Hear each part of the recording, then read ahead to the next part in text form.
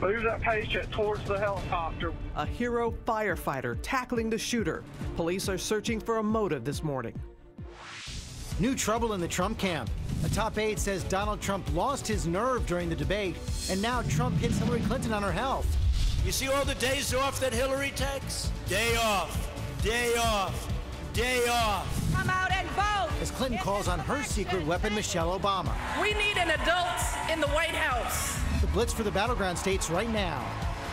Deadly tropical storm Matthew battering the Caribbean islands with massive waves and winds topping 65 miles an hour. Now the system heading north, Florida and East Coast on alert. ABC News exclusive, Amanda Knox. Either I'm a psychopath in sheep's clothing or I am you. The brand new true crime documentary, stunning new interviews with Knox, her ex-boyfriend, and the prosecutor who put them behind bars. This morning, she's here live. We have what she's revealing only on GMA. Live in Times Square, this is GMA with Robin Roberts, George Stephanopoulos, and Michael Strahan. And good morning, America. Welcome to Robin's favorite day. Yes, I love Happy Friday Eve, everybody. One more alarm clock. You're right about that. And boy, that Amanda Knox documentary making a lot of headlines. Yes. And there she is live right now here in our studio. And Robin, you're going to speak with her just ahead. I am. And Ginger's standing by to have her eye on that huge storm that's slamming the Caribbean right now. You have millions of people keeping an eye on that as well. Very busy morning, and we're going to have much more in a moment. But first, we want to get to that school shooting in South Carolina. Children terrified after a teen gunman opened fire at the playground. Parents' worst nightmare. 3 injured before he was taken into custody. His father was also shot, found dead before the rampage. ABC's Steve Osunsami is in Townville, South Carolina, with all the details. Good morning, Steve. Good morning to you, Robin. Authorities aren't sure what set this teenager off. He didn't even go to school here. He was homeschooled. And authorities tell us they don't even believe that when he came here that he intended to target his alleged victims. This morning, a teacher and 2 young students are recovering from gunshot wounds after a teenager with a handgun came shooting at this playground during recess. We did have a report of a third patient. 1:45 p.m. The kids at Townville Elementary in South Carolina were near the end of the day. Reports of an active shooter at the school lit up cell phones across town. One of their teachers, a woman outside, was shot in her shoulder as she tried to rush the kids in. One boy was shot in the foot. Another boy, 6-year-old Jacob Hall, was shot in the leg and had to be airlifted to a hospital. His parents tell us he needed surgery and is still there this morning. I think there were some students out on the recess area, and the shooting may have occurred there, and the teacher got the students in the classroom. Police say that the unidentified young man now in their custody is just 14 years old. Officers can be seen here speaking to someone in the back of a cruiser. And they say the hero of this story is firefighter Jamie Brock, who got there first and tackled the kid to the ground. He's a proud member of the Townville Volunteer Fire Department and did nothing that any of the other volunteer firefighters wouldn't have done. 2 miles away, police discovered the body of the teen's father, 46-year-old Jeffrey Osborne, in their home. Police say he was shot dead. We watched as police towed away a truck from the crime scene. Authorities tell us the teenager got into a black truck, drove to the school, rammed a fence, got out, started shooting, yelling, "I hate my life." For parents, this was a nightmare. Obviously the worst. Hopeful in prayers that everything was okay. It's not a phone call you ever want to get. Here's how police found the boy's father. They tell us the boy called his grandparents. The grandparents came to the home, discovered the father's body, called 911. School is closed here for the rest of the week. Grief counselors will be here for parents and students who need today and tomorrow. Robin. And beyond. You're right about that, Steve. Thank you, Michael. Scary story, Robin. Now, let's take a look at this. Heavy rains and winds. That's Tropical Storm Matthew is hitting the Caribbean hard right now. And it's got a lot of people in the Southeast watching this morning. Ginger, where is Matthew heading? Matthew is headed west first and then due north. I'll show you the path in just a moment. But at least one person is dead. That was in St. Vincent, actually crushed by a boulder in a landslide. You can see the turbulent ocean there. The Barbados, the Caribbean doesn't always look like that. Certainly doesn't look like this in the backyard with a pool there. This is 65-mile-per-hour max sustained winds at this point. It is moving west at about 16 miles per hour. It's got a lot of warning warm water to fuel this storm. And as it's a tropical storm, it looks like it'll become a hurricane as we start the weekend, go through Sunday, and then some upper level forcing will start to force it northward. The farther it goes east, the better for us. A lot of the computer models are taking it out here in the ocean. That would be a great track. If it goes west, we'll be talking about it next midweek. George? Okay, thank you, Ginger. We get to the race for the White House now, and more fallout from that big debate. Donald Trump still claiming victory, even as sources in his own campaign tell ABC News that he's to blame for what went wrong Monday night. ABC's Tom Yamas is at Trump headquarters here in Manhattan. And Tom, some pretty extraordinary finger-pointing there. The candidate getting criticized by his own staff. George, this is a blame game like we've never seen with the Trump campaign, and it comes at a time that Hillary Clinton is launching a full frontal assault. She was campaigning with Senator Bernie Sanders yesterday, Michelle Obama out by herself, hitting Trump hard, and the Republican nominee staying busy, but now dealing with this debate fallout. This morning, trouble inside the Trump campaign, finger pointing at the highest levels about Trump's rocky debate.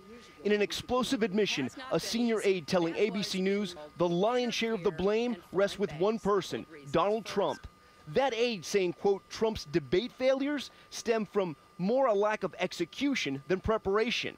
And he left a lot of things on the table. He pulled his punches, lost his nerve. Publicly, Trump has claimed victory, citing unscientific polls. I had a great time, and I know you say the polls weren't scientific, but every single poll that was taken, I won the debate, and some of them by a lot. But top aides disagree, including about what went wrong. Some argue he didn't prepare enough and that there were missed opportunities, including not mentioning Benghazi. Trump himself says he showed restraint at the debate when it came to Bill Clinton's past affairs. I was also holding back. I didn't want to do anything to embarrass her. But now, Trump is turning up the heat on Clinton, bringing up that video outside the 9/11 memorial when Clinton almost collapsed. You see all the days off that Hillary takes? Day off, day off, day off. All those day offs. And then she can't even make it to her car. Isn't it tough? First Lady Michelle Obama taking on Trump in the important battleground state of Pennsylvania. The president just can't pop off or lash out irrationally. No, we need an adult in the White House. Urging people to get out and vote for Hillary Clinton. Who spent 11 hours testifying before a congressional committee. Can I get an amen? Hillary is tough. Now back to the debate prep for a moment. So that first debate, Rudy Giuliani played a major role in prepping Donald Trump. Aides tell us now they're going to bring in Governor Chris Christie to help out with this second debate. George? Okay, Tom, and while I have you, Newsweek out just a few minutes ago with a brand new cover story talking about how Donald Trump and his companies broke the Cuba embargo back in 1988 by funneling money through a consulting firm. Pretty explosive charge right there. What is the Trump campaign saying about it? Well, right now, the Trump campaign has no comment, but that investigation alleges that the Trump Corporation reimbursed consultants to go down into communist Cuba and explore casino opportunities. Now, the magazine claims that business undertaking by itself violated the embargo, but the big contradiction here is that Trump then and now says he would never do business with a Castro regime. George? Okay, we'll see what they say about it later. Okay, Tom, let's bring in Matthew Dad for more on all this right now. And I got to start out with that pretty explosive quote in Tom's piece right there.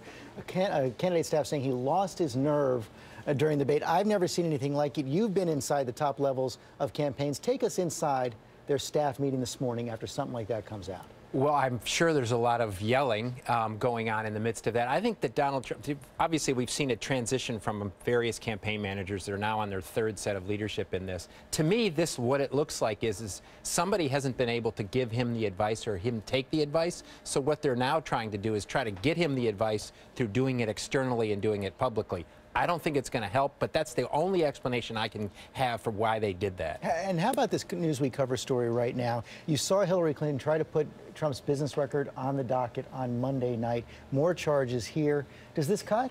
Well, I think the problem with this is it's an accumulated weight. So every time there's a story that goes to a problem that he's got in his business, it just weighs on the American public, who then finally comes to the conclusion that says, I can't trust this guy, I can't even trust his business background. The other part of this story with the political ramifications is that this is about the Cubans, right? And the Cuban vote in Florida is very important for him if he's going to carry Florida. If they think that he was somehow cutting a deal with Fidel Castro, that's problematic for him. Meantime, you saw that quote from Michelle Obama last night. Pretty fiery speech in Pennsylvania yesterday. You also had President Obama out yesterday saying any vote that's not for Hillary Clinton is a wasted vote, even if you're voting for Gary Johnson or Jill Stein. They have a very direct case to millennials there. They obviously had a concerted plan going into that debate and coming out of that debate, not only from the free press they got through various stories and in that, but the surrogates hit the trail in the immediate aftermath of that. And some of them, the most popular surrogates, if you take a look at undecided voters in this race and partisans, the two most popular people among undecided voters and partisans are President Obama and Michelle Obama, and they're now out and about. And Matthew, one more question. If you're Donald Trump and you're watching the Obamas on the trail, other people of influence speaking out for Hillary, how do you go head-to-head with that, or do you go head-to-head with it? Well, I think it'd be very problematic for him to try to sort of go scurry around and find surrogates of his own. I would practice it like judo, right? And so use their weight against them and basically say, I'm here standing alone, and that's all the establishment. They're against me, and they're against you and the public. So if you want to get rid of the status quo, which is them, then vote for me, who's the singular leader. And once again, Michelle Obama never mentioned Donald Trump by name. Yeah, she is, I have to say, one of the best at surgically going through that and doing it in a way that you come across as like you start nodding in the course of that, and you never hear Donald Trump's name, but you know exactly what she's talking about. Oh, yeah. All right. Thank you, Matt. We're going to move on now to new concerns about hacking and the election. The FBI director saying hackers are actively trying to break into multiple states' voter databases. ABC's senior justice correspondent Pierre Thomas is in Washington with these breaking new details. Good morning, Pierre. Good morning, Robin. ABC News has learned that U.S. authorities suspect that hackers affiliated with the Russian government have tried to infiltrate the voter registration databases of at least 15 states, and sources briefed on the investigation tell us at least 4 states actually had voter registration computer networks breached, with hackers snooping around and possibly copying information on voters, Robin. And there are many reasons why hackers would want to do this, right, Pierre? Number one, they would give the hackers the names and addresses, allowing them to potentially steal identities. But the bigger concern going forward is that the hackers might try to get in and manipulate or change the voter rolls. But thankfully, sources say that hasn't happened yet. Still, all this makes authorities super uneasy, Robin. That's understandable, Pierre. Thank you. A lot to be nervous about right there. And we're going to move on now to that deadly police shooting in California. Protesters took to the streets overnight, calling on police to release the video showing the killing of an out-of-control but unarmed man who may have been mentally ill. ABC's Matt Gutman has the latest. No justice! No peace! No. Overnight unrest gridlocking this city. The protests covered miles but were mostly peaceful. Hundreds of protesters spilling out from a memorial for Alfred Olango, an unarmed man shot Tuesday at this strip mall. This is the moment before an officer pulled the trigger. Police revealing overnight that what officers thought was a weapon was a vape device. One of the 2 officers you see here fired multiple shots. You killed my brother in front of me. Olango's sister, who you see grieving, was right there. Don't you guys have crisis communication team to talk to somebody mentally? We don't want to have that video streamed live on Facebook by Rumbi Mabaya. Like, she was standing there crying and warning her brother, and they did nothing. Representatives for Olango's family tell ABC News that he was suffering some sort of emotional breakdown. His sister asking the question, echoing in this community this morning. Why couldn't you tase him? I told you he's 6, and you guys shot him. Now, this memorial has been growing overnight, as has the outrage. We spent hours with those protesters last night. Some of them had known Alfred Olango. They said that he did have some sort of psychological disorder, and they said that his sister had called police asking for them to help her. The last thing they expected to happen was for them to shoot him. Robin. Sure. Yeah, thank you. Now to that mystery at sea. The 22-year-old rescued from that ill-fated boat trip now saying he had nothing to do with his mother's disappearance or the murder of his grandfather nearly 3 years ago. ABC's Lindsay Janis spoke with him. This morning, Nathan Carmen is speaking exclusively to ABC News about the fishing trip that left his mother missing and him stranded at sea for more than a week. She'd always been kind of reluctant about safety, and I guess she had good reason to be. The 22-year-old who has Asperger's syndrome says he convinced his mom, Linda Carmen, to take a trip on his 32-foot boat 100 miles offshore, saying she agreed partly because she didn't want him to go alone. After they arrived, the engine made a strange noise. I thought that I was going to diagnose the problem and that we were going to go back to shore. He says his mom was at the back of the boat bringing in the fishing lines while he went to gather safety gear when suddenly the boat sank. I didn't know if she had been dragged down with the ship because neither of us had been wearing life vests. Nathan swimming to the life raft, bringing with him a bag containing food rations, a water desalinator, sleeping bags, and flares. That must have been terrifying. Yes. Finally, after 8 days, Nathan was rescued. Before he was back on dry land, deputies in Vermont seizing items from his home. A search warrant revealing he's under investigation for reckless endangerment resulting in death. There's some concern that the boat was not seaworthy, was it? I believed it was when we left the dock. I would not have left the dock. I would not have taken my mom out fishing with me had I not believed the boat was seaworthy. This isn't the first time Nathan's been the subject of suspicion surrounding a tragedy. In a 2014 search warrant, detectives said that Nathan was the last to see his grandfather before the 87-year-old was shot 3 times, saying there were several inconsistencies in Nathan's account of his whereabouts that night. I had absolutely nothing to do with my grandfather's death. Nathan was never charged, and the crime remains unsolved. And overnight, Nathan's father coming out in his son's defense, saying Nathan had nothing to do with his grandfather's death and what happened to his mother was purely an accident. Nathan telling me he is devastated about his mom, but thinks she would be happy that he survived. Robin? All right, Lindsay, thank you. We're going to turn now to Amy for the morning's other top stories, starting with that 9/11 bill. That's right, Robin. We have reaction now from Saudi Arabia after Congress voted to override President Obama's veto of the so-called 9/11 lawsuits bill. It clears the way for families of September 11th victims to sue Saudi Arabia for its alleged role in the attacks. President Obama says this could expose the U.S. to liabilities overseas, and now the Saudis are warning they may scale back their cooperation with counterterrorism efforts. Well, Congress has approved a spending bill to prevent the government from shutting down. It includes $1 billion to fight the spread of the Zika virus, and it offers aid for victims of the flooding in Louisiana and those affected by the tainted water crisis in Flint, Michigan. Well, more U.S. troops are headed to Iraq to help reclaim the city of Mosul from ISIS. The White House says the extra 615 troops will advise the Iraqi military and will not be in combat. And take a look at this dramatic video from southeastern China where a typhoon triggered this landslide, sending a flood of debris sliding down that mountain. Several homes were swept away. Up to a foot of rain turned streets into rivers. And unfortunately, dozens of people are missing. Well, if you thought things got heated between Donald Trump and Hillary Clinton, I'd like you to take a look at what happened during this debate in the former Soviet Republic of Georgia.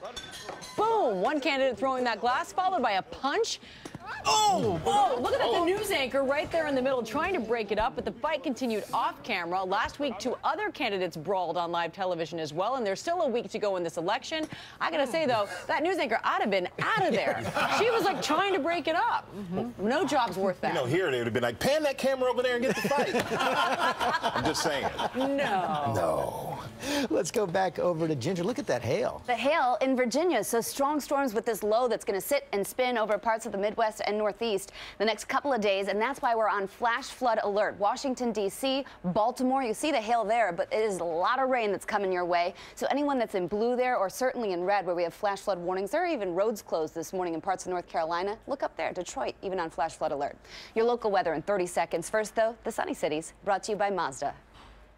36 hours ago, you were Jeff and Susan. Now, you're Mom and Dad. But you've got this. You read the baby manuals, you baby-proofed the house, bought yourself a safe SUV. You're totally ready for this. Right? The Mazda CX-5.